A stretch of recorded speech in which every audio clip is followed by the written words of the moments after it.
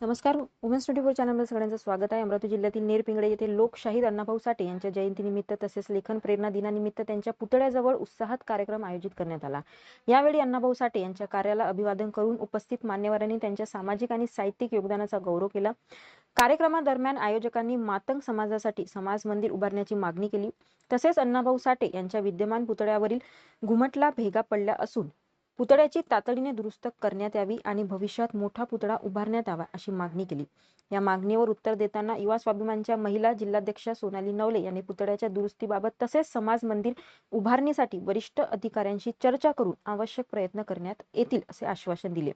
कार्यक्रमाच्या अध्यक्षस्थानी अंबादास राऊत होते. यावेळी पुण्य वर्धन राऊत, सोनाली नवले, सचिन कोकाटे, सागर माहोरे, पत्रकार प्रवीण पाचघरे, राजू राऊत, सरपंच सविता खोडसकर, ग्रामसेवक अरविंद आमले, पोलीस पाटील उत्तमराव खंदरकर, राजेश राऊत, ग्रामपंचायत कर्मचारी, युवा संघटन समितीचे कार्यकर्ते, रमण माहोरे तसेच कार्यक्रमाचे आयोजक शरद जोगंदर, आकाश गायकवाड, अनिल तायवाडे, भारत गायकवाड आणि मातंग समाजातील मोठ्या संख्येने महिला पुरुष उपस्थित होते. अशाच घडामोडीसाठी बघत राहा वुमेन्स 24 चॅनल. प्रतिनिधी प्रवीण पाचघरे सोबत.